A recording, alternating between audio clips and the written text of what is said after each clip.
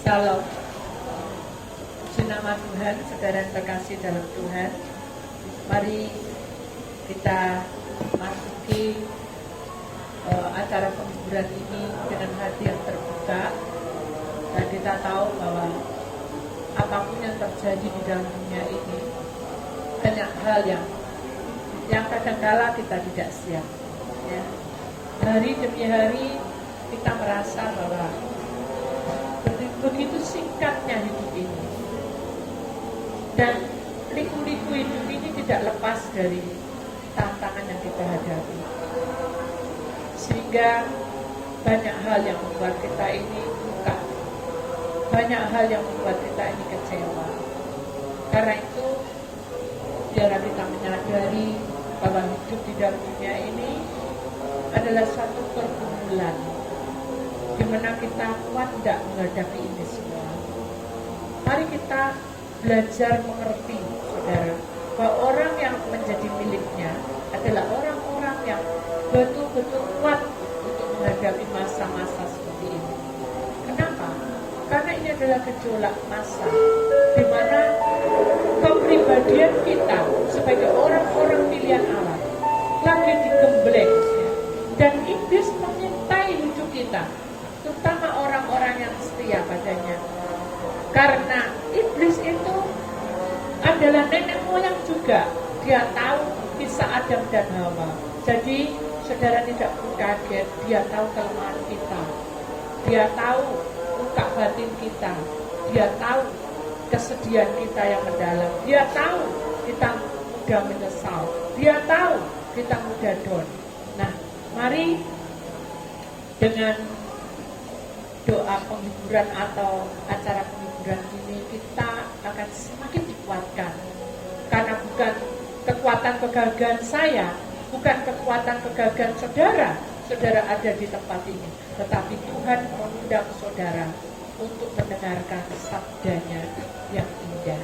Dan saya percaya setiap sabda Tuhan itu tidak akan lepas dan tidak akan tertolak. Kenapa? Karena Allah Bapa itu yang menciptakan kita. Dan kalau kita mendengar sabda firman-Nya, maka Tuhan yang berkarya di tengah-tengah kita. Kita akan membuka satu firman Tuhan, saudara, di dalam kitab Mazmur pasal 42 ayat yang ke-1. Mari kita akan baca dan perhatikan baik-baik, simak saudara. Untuk pemimpin biduan, nyanyian pengajaran Bani Korah. Seperti rusa yang merindukan sungai yang berair, demikianlah jiwaku merindukan Engkau, ya Allah. Amin. Saudara yang terkasih dalam Tuhan, hari ini kita memberikan suatu pendapat dalam hidup kita, saudara. Apakah kita ini benar-benar seperti firman Tuhan ini pada malam ini? Ataukah kita ini ke bawah arus dunia ini, hingga pola sifat karakter kita berubah? Kita mudah marah, mudah jengkel, mudah emosi, tidak mau berpikir lebih sabar, atau kita saling menuduh dan kita merasa tidak puas. Mari kita menyimak firman Tuhan pada hari ini. Seperti rusa yang merindukan sungai yang berair. Apa artinya? Sudah perhatikan rusa. Kalau kita memperhatikan, saudara, gerak-geriknya itu lemah gemulai, tidak biayaan, dan tidak berusak-berusuk, tidak mudah mengambil sikap, tapi dia tenang sejenak walaupun ada bahaya, mendengarkan telinganya, lalu dia lari dengan tenang. Saudara, mengapa firman Tuhan di dalam kitab Mazmur ini memberikan contoh rusa?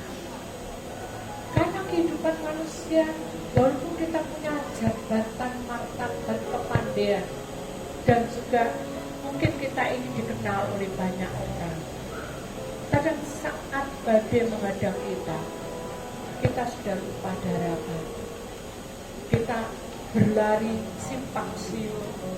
Kita mencari sesuatu yang bisa memuaskan hidup kita.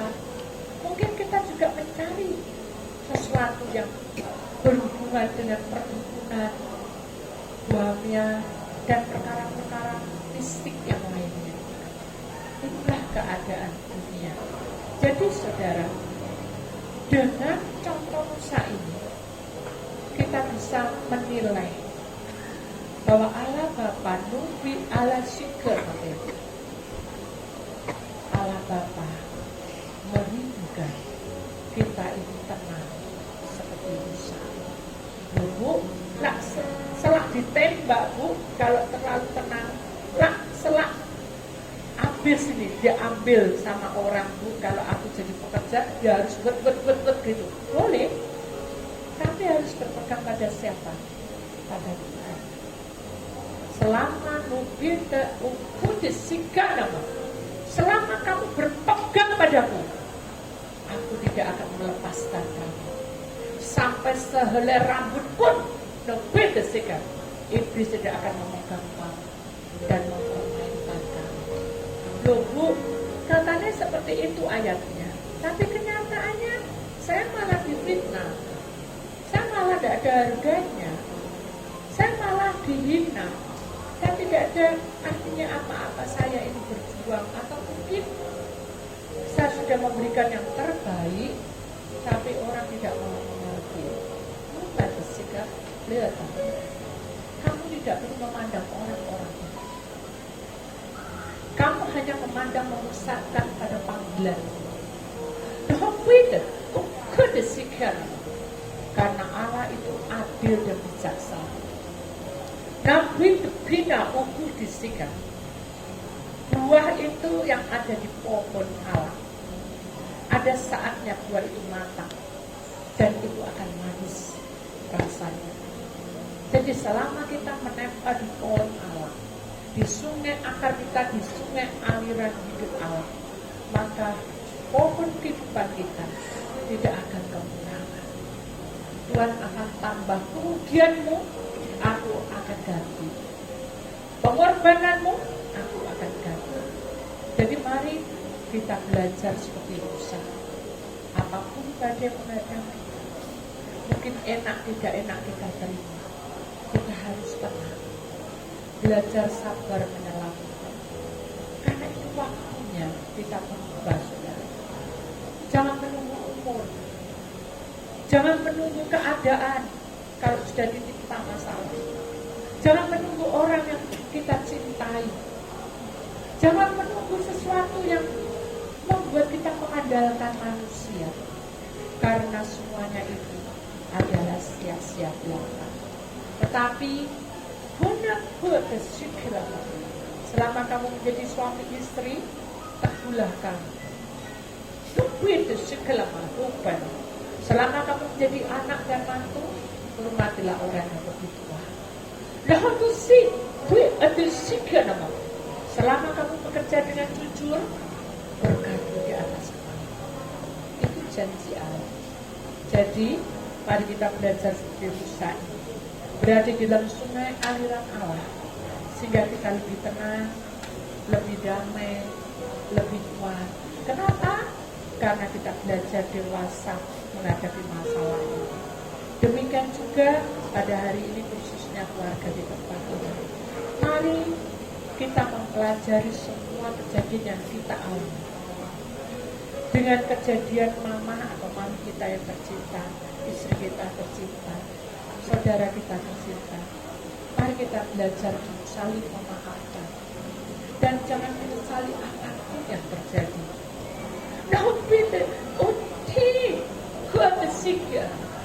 Karena nyawa manusia itu, umur manusia itu di dalam genggamanku. Kalau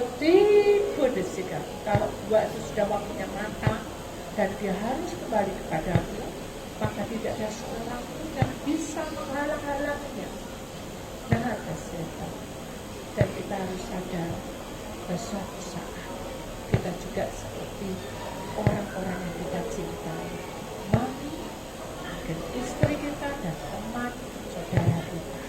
Jadi dengan rusa yang merindukan sungai yang berair ini membuahkan buah, di mana kita punya 3 unsur, saudara. Tubuh yang dicobai oleh iblis dengan berbagai-bagai masalah. Ada juga dengan penyakit, dengan keuangan, dengan berduit-duit yang membuat kita jengkel. Lalu roh itu adalah mulut. Saking mulutnya, masalah ini bertubi-tubi tubuhnya, rohnya keluar masuk. Nah, itu tidak boleh. Karena rusa itu tenang. Berarti saudara harus tenang, teduh, dan belajar menyerahkan diri pada Tuhan. Dan sampai kapan, Bu? Jangan ditunggu-tunggu. Lihat sehingga Allah dimulai. Allah itu tahu tepat waktunya, saudara. Kalau ini sudah waktunya tiba, indah pada waktu. Amin. Jadi mari kita imani bahwa jalan manusia ini harus melewati tantangan demi tantangan. Sehingga jiwa kita ini seperti firman Tuhan, demikianlah jiwaku merindukan Engkau ya Allah. Jiwa itu ada hubungannya dengan perasaan, dengan nyawa, nafas kita. Kalau tubuh kita ini banyak bergelora di mana-mana, berjolak, gelombang, badai, tidak karuan. Kalau roh kita tenang dan kita bersandar pada Tuhan, maka jiwa kita selalu memanggil Tuhan. Rindu itu selalu melekat seperti orang pacaran. Sejamnya tidak akan tahan. Ya. SMS-an, WA, gitu ya, saudara, kamu di mana, kamu sudah makan, itu seperti orang pacaran. Tapi kalau kita di dalam Tuhan, jiwa itu merindukan lebih dari orang pacaran. Ya. Kenapa? Karena hidup kita sudah bersandar kepada apapun yang terjadi. Saat saya koma, saudara, itu satu saksian sebelum saya tutup. Saat saya koma, orang tua saya tidak berdaya, ya.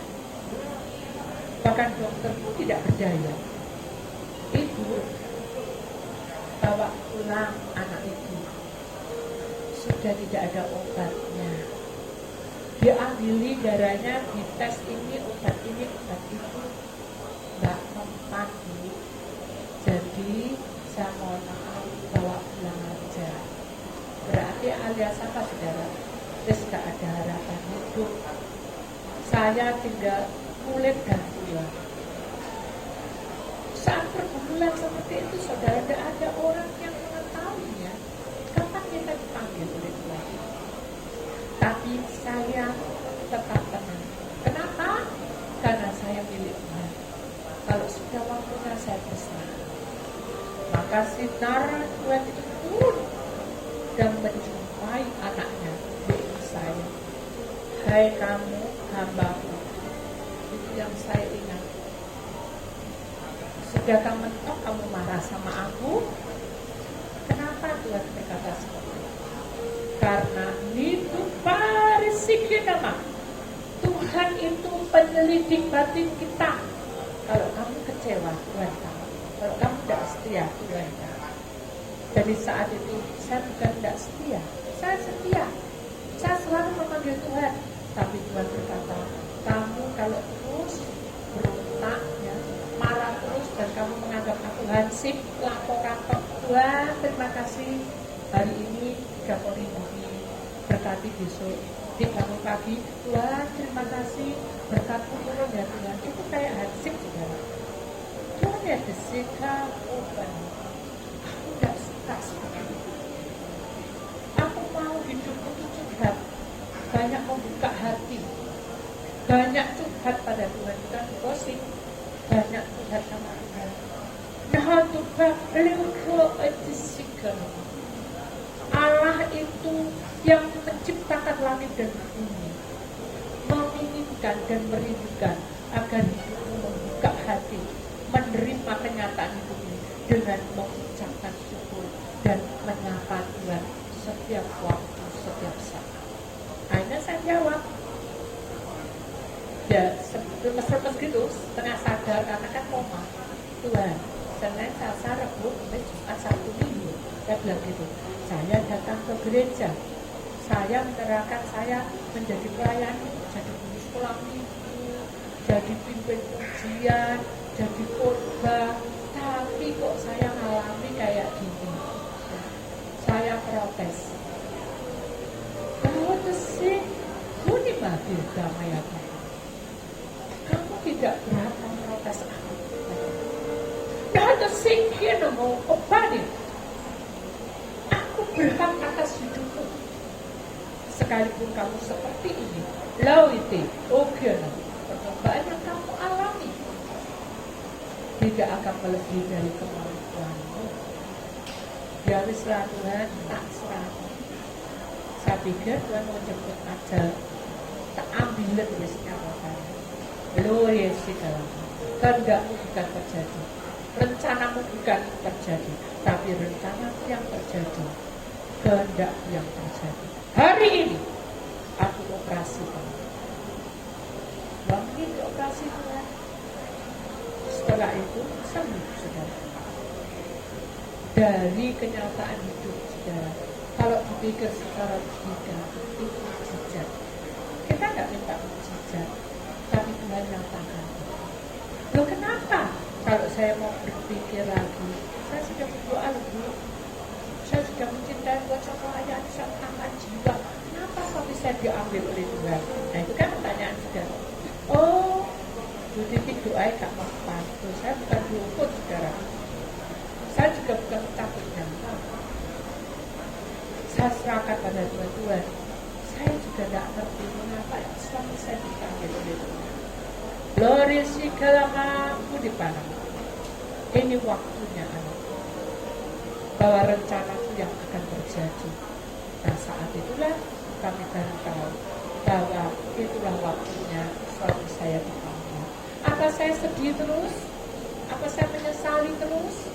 Oh, kalau Tuhan mau ambil, dah aku tak senang-senang tahu. Ya. Memang saya menangis, tapi tidak boleh berkelanjutan. Karena dengarkan ini penting, saudara.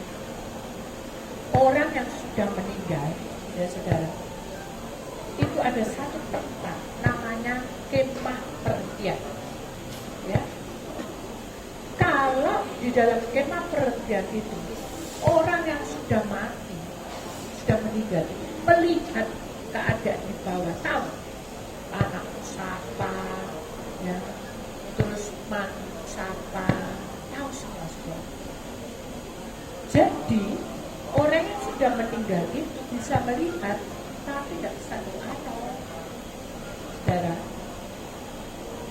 Nah, kalau kita hidup di dunia menyesali terus sampai nyesel, sampai stres, sampai pokoknya seluruh hidupnya tuh wes pikiran terus kenapa kok meninggal, kenapa terus. Nah, orang yang meninggal itu melihat iba.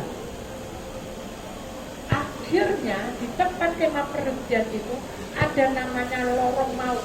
Nah, lorong maut benar ada lorong gitu. Nah, orang mati yang melihat dunia ini gak terima, dia bisa turun. No itu sih kan. Kalau dia turun, dia tidak akan masuk dalam surga. Karena sama saja dianggap pemberontak, menjadi teman iblis. Karena begitu masuk, dia turun, gentayangan sudah. Tidak ada di antara alam sadar, tidak ada di alam roh. Karena hidup manusia itu ada dua, sudah. Alam sadar dan alam roh. Ya. Kalau alam sadar ya hidup kita ini. Kalau kita dicupin ini, tubuh ini, kita di alam sadar. Tapi kalau alam roh, itu tidak biasa. Roh kita tidak pernah tidur. Jiwa kita tidak pernah tidur. Jadi, kita harus tahu. Kalau waktunya sudah dipanggil oleh Tuhan, tidak boleh menyesali apapun. Kenapa? Karena orang yang sudah meninggal masih ada hubungannya. Ya saudara, bukan hubungan batin, masih tahu. Oh, ini keluarga begini. Nah, kalau masuk ke lorong maut itu bahaya. Jadi harus diikhlaskan. Bu, aku mau tanya, kalau aku mimpi suamiku atau mimpi anakku atau itu terus, nah itu berarti dia mau masukin manusia. Dia masuk di antara alam sadar dan alam bawah. Jadi di sini tengah-tengah. Nah, sing gentayangan mimpi-mimpi itu yang nampak itu siapa? Ya setan melihat, oh si A ini di alam antara alam sadar dan alam bawah. Di garis ini, wis aku tak turun menyerupai orang ini sehingga dia berwujud ini. Nah itu yang terjadi. Jadi itu harus didoakan, harus dikembalikan ke kemah impian. Orang mati bisa dimimpikan? Tidak bisa. Orang mati, orang meninggal sudah masuk kemah impian, tidak bisa dimimpikan. Bu, kalau aku mimpi apa Bu? Kita doa. Oh, kamu mengingat memori, tahu ya memori? Manusia itu punya memori, saudara. Tahu ya? Pernah nggak saudara duduk diem gini, senja, ingat dulu aku kecil mainan gitu, ketawa-ketawa segitu, kan enggak? Itu memori.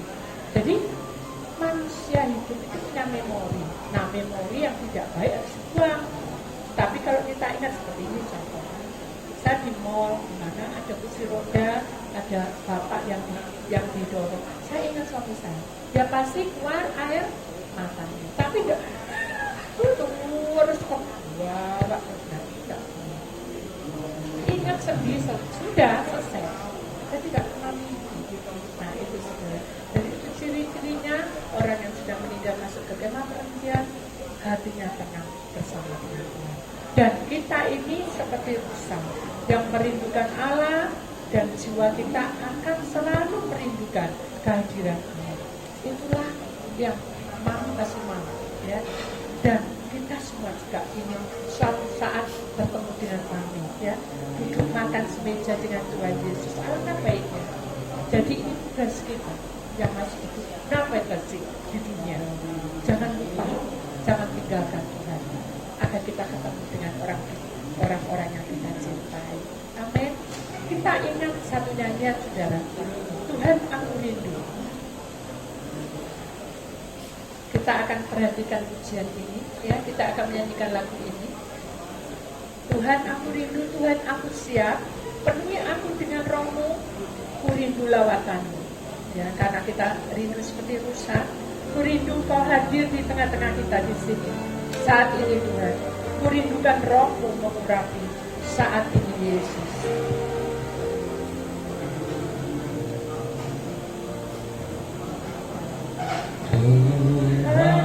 Aku rindu.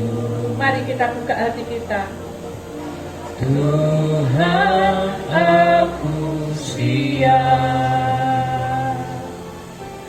Penuhi aku dengan Roh-Mu. Ku rindu lawatan-Mu.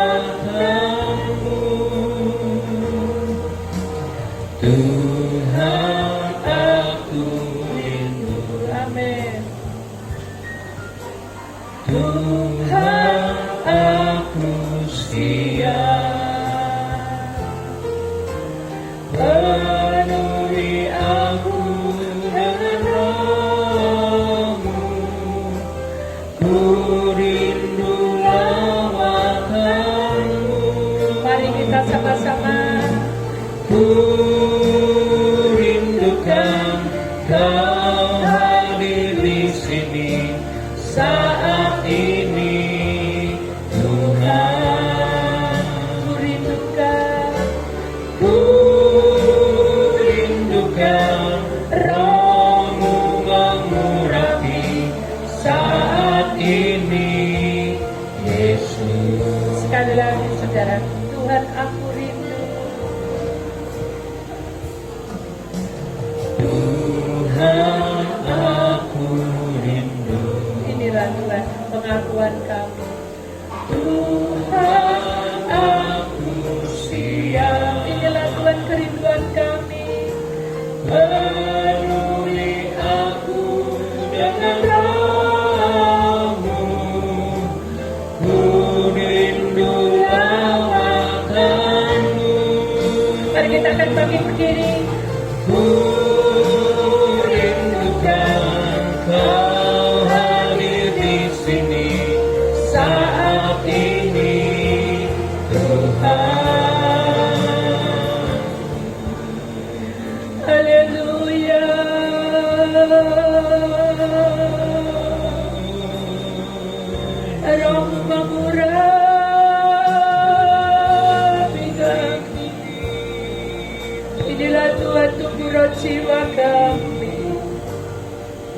Kami menari memuji-muji Engkau. Kami bersorak-sorai. Inilah Tuhan, kehidupan kami. Inilah Tuhan, kekurangan kami. Kami belum sempurna. Kami masih banyak kesalahan. Ampuni kami. Kami rindu seperti rusa yang selalu minum dalam aliran sungai-Mu.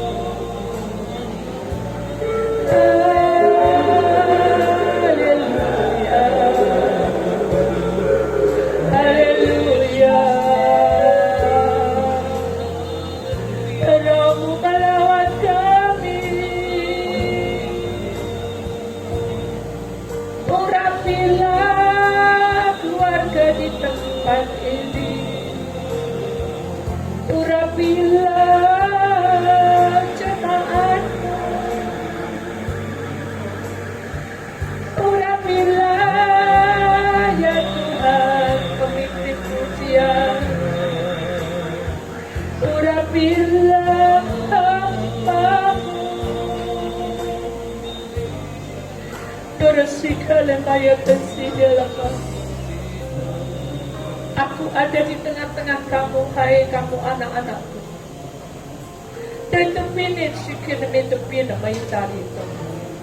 Jangan kamu sedih, karena dia bersamaku sekarang.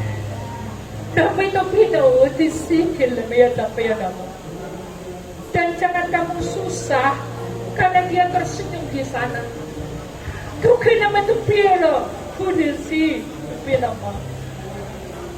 Hanya dia berpesan kepadamu, senantiasalah kamu melekat kepada Bapa di surga, karena dia merindukan supaya kamu mencintainya dengan sepenuh hati, sepenuh jiwa, sepenuh roh.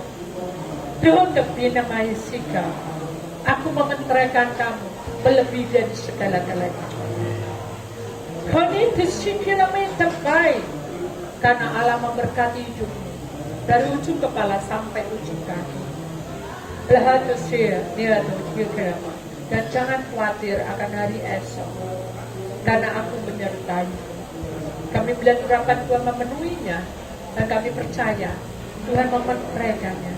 Sedang kami berdoa untuk acara berikutnya Tuhan, untuk sampai pada akhir penguburan. Biar Engkau membuka pintu kuasa-Mu di atas hidupnya. Biar Engkau membuka pintu anugerah-Mu di atas hidupnya, sehingga perjalanannya menjadi indah di pemandangan. Kami percaya itu.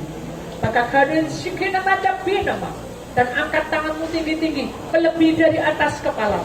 Maka hari ini kolekaya, aku akan memberkati di dalam nama Tuhan Yesus Kristus. Maka ladang hidupmu diberkati, ladang rumah tanggamu diberkati, ladang kesehatanmu diberkati, ladang pekerjaanmu diberkati, ladang pelayananmu diberkati, ladang keluargamu diberkati. Di dalam nama Tuhan Yesus Kristus, Putra Allah yang tunggal, yang percaya kita sama-sama berkata, amin. Diberi kemuliaan Tuhan. Saya akan duduk kembali.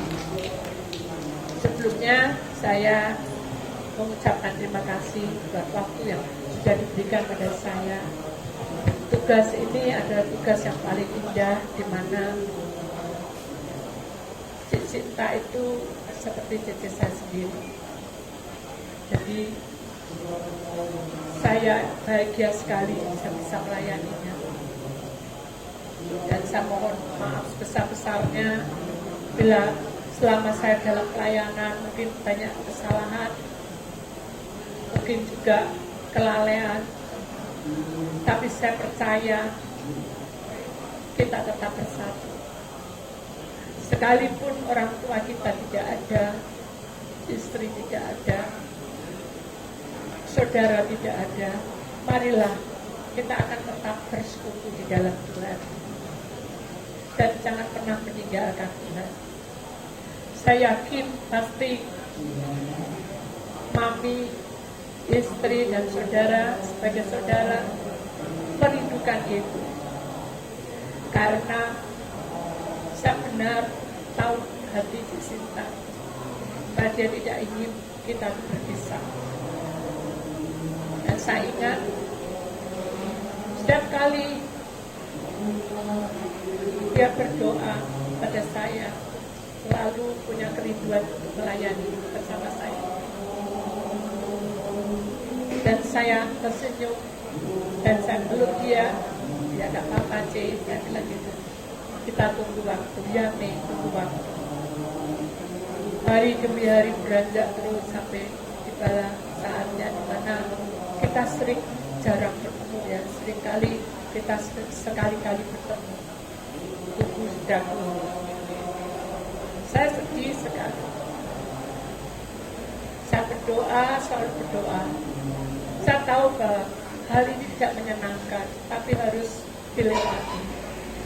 Akhirnya berdoa, selalu berdoa, sampai dalam keadaan sakit pun dia masih sempat memanggil saya, Mei, ayo doa.